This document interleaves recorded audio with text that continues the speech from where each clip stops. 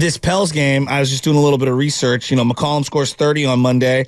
They've won a bunch in a row here, basically 6 in a row after that win over the Kings the other night. But they don't even know if Zion's going to play. He's questionable.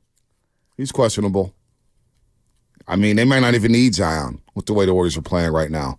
The Pelicans have won 4 or 5. Excuse me, 5 or 6. 5 or 6. They lost to the Clippers right before they blew out the Sacramento Kings. They had the Kings up. They were up on the Kings by 50 at one point in that basketball game. By 50. And people forget the Pelicans at one point last season was in first place in the Western Conference in January. And then they got killed with injuries. Just destroyed. But right now they're 22-15. They're trying to find their footing. They didn't make the IST Final Four, the in-season tournament. Of course, the Lakers hung a banner. We haven't seen them since. They also hung like 150 on him that day. They did. What did Zion say? We were kind of lackadaisical. Zion. He's averaging 22-6. But the Pelicans, another long, athletic, young team. And Stephen Curry tonight is going to see a lot of Herb Jones. He's going to see a lot of Trey Burke for the third. So you got to figure out a way to win a basketball game and get quality shots and get some stops on the defensive end. And it sounds like Steve Kerr's not going to start Kuminga and Andrew Wiggins together. I saw some numbers yesterday, Shasky. When they play together. The plus-minus with Wiggins and all the different combinations. Yeah, they're like a minus 71. Wiggins, if you combine Wiggins with any other individual player, almost every other one of them is a negative. Yeah, it's bad. It's real bad. Did you know that the Pelicans have the best defensive rating in the last 10 games? Yes, I do. That's a nuggy nug I didn't know. Look at Sidoni. Oh, I do. I didn't know that. I got numbers about that. I can imagine. I'm not going to bore everybody with numbers. And what, the Warriors smoked them last time they played? Yeah, but no. Because Curry had 42? Yeah. They said they won by 28. Guys. They missed a couple guys in that game, and the Pelicans were really down bad. I'll pull that up right now. Yeah. This happened so early in the season. Feels like a lifetime ago. Yeah, it was the third game of the season. Warriors won 130-102. 130-102 that day. And it was third game of the season for the Pelicans. Day before Halloween. It feels like it was so long ago. Curry with the 42, 15-22. Remember, Curry did play against the Pels last year in New Orleans, so he went at them at the Smoothie King Center. Who played in that game? Zion played, had 19 points. Herb Jones played, only had 4. There was no Trey Burke for the third. No Brandon Ingram that day as well. Ingram, that's right. Jose Alvarado. They just got destroyed. And it was really the third quarter where the Warriors outscored the Pelicans 39-21. So that was really the difference of the game. But both teams look completely different right now. There's going to be no Draymond Green tonight. So we'll see. We'll see with that. Well, you're saying that Wiggins and Kuminga can't play together. I mean, to me, it feels like they almost had to play those two together to try to figure out how to make it work. And I'm not sure how you make that work. When both guys aren't the greatest passers, I think Kuminga's a better passer than Wiggins. So why is it that they can't play together? Like, what specifically is it from your eye? My guess is, because we haven't seen a lot of it, but my guess is both compromise each other's spacing. Both like to operate in the same area on the basketball court, whether it's a dunker spot, whether it's the mid block. Both are limited dribblers. I think Kuminga's a better passer than Wiggins. I actually think Kuminga's an underrated passer. I know there's a lot of talk about him not being a passer. I actually think he can pass. I'm not talking about like LeBron James or Magic Johnson or anything like that, but I think he's a willy passer. He's not Eric Pascal. Yeah, no, he's definitely not Eric Pascal. He's not a black hole. He'll move it around and play that .5 basketball at times. And they both are struggling for the three-point line. So then you compromise the spacing. So they're basically the same player. I just think Kuminga's more active.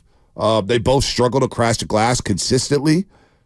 So it's really strange to me why it hasn't worked. You would think just on paper, wow, Wiggins and Kuminga, two perimeter defenders. Especially I'm watching Toronto last night, and they're figuring it out with Siakam and Scotty Barnes and R.J. Barrett now. That team looks rejuvenated with that new roster. And Emmanuel Quickly as well.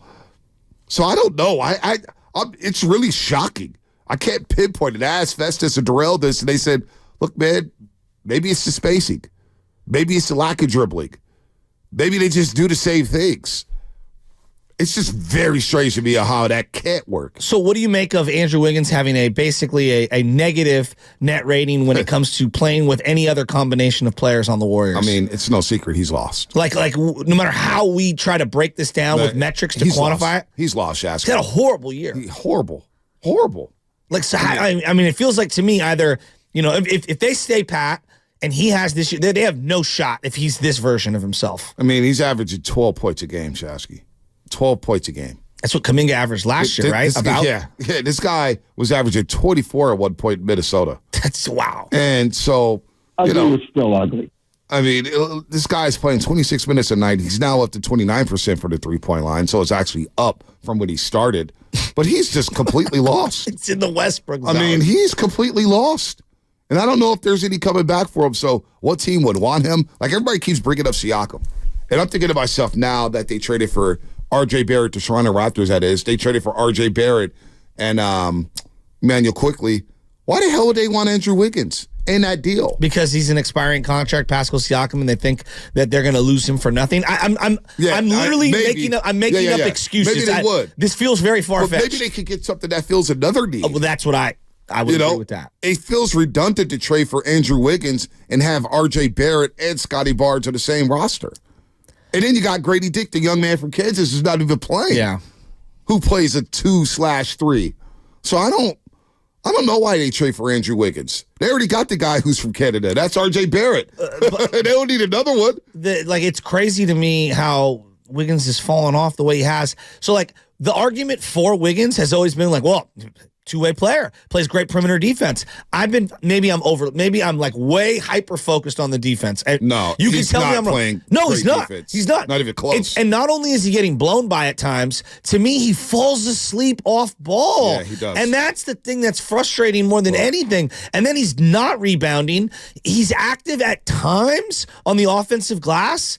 But I feel like it's unfair because I have him under the microscope right now, and so maybe all these little things have been there the whole time, and now I'm just accentuating it because the offense has slipped off. But B, I can't tell you how many times that he's supposed to be a help defender or he's supposed to turn a guy a certain way, and he gives a guy right down the lane to go blowing by him with his primary hand, and I'm sitting there like, come on, Wiggs, make that guy go the other way. Well, off ball, I don't know if he's been a great defender this year. It's just been atrocious. You get him on the ball and it's okay, but it's not at that level. It's not the level it was a couple years ago. And again, I keep looking at his body. He looks a bit frail. Doesn't look as strong as he did a couple seasons ago. Doesn't look as strong as he did to start last season before he suffered the right adductor strain. And he missed a couple weeks, and he basically wasn't the same after that. So he's just lost on both ends of the court. I don't know what you do about it. He doesn't deserve to start right now. Kuminga deserves that starting spot. But then what happens with Draymond Green? Can Kuminga play with Draymond Green? There's a lot going on with this roster. So I do believe Mike Dunleavy, who was president of San Jose State yesterday, watching the San Diego State Aztecs take on San Jose State, it does feel like he's going to have to make a move because even Steve Kerr was talking about it on Willard and Dibbs and at his presser yesterday. It's tough to play more than 10 guys. Yeah. You got to get your roster down to about 9 reliable guys. 10 is too many. 10 is way too many. Well, and that's where I think I would stand in and defend Kerr, that he's been dealt too many plates to juggle. I totally agree with that. Now, I don't think that he's had, with the plates that he's had, I don't think he's made the greatest saucing. I think he acknowledged that with Willard and Dibbs yesterday. I'd like to play that sound at some point. But I just think that they haven't served him well. They've put too many ingredients on the shelf and forced him to use them all. His hands are tied, and you say that around here, and everybody wants to say, fire Steve Kerr. Fire Steve Kerr. It's an excuse, but it's not. You got GP2, you got Moody, you got Pajitsky, you got TJD, you got Chris Paul, you got Wiggins, Kuminga. They all want to play. And somebody's going to be the odd man out, and unfortunately, he's been Moses Moody. But you gotta get this rotation down. And forget the feelings. I got to go with these guys. This is who I'm rolling with. These are the rotations. Now let's go win some basketball games. And if Andrew Wiggins is not going to be part of that rotation, because at times he's just simply unplayable. The other night against Toronto, he was unplayable. But I feel like the team or maybe the coach or the organization feels a desire to put him in crunch situations to get him going. Well, and it feels like a lost cause. Well, they have 100 million reasons to try to get him going. You just don't want a DMP $100 million man. Because now you're sucking all the value out of him. If you're shopping him, you're trying to play him, but damn, if he's going to go 1 for 6 for 3 points against Toronto, then what's the point of playing him? So they got issues here. I can't argue with any of that. They've got issues here.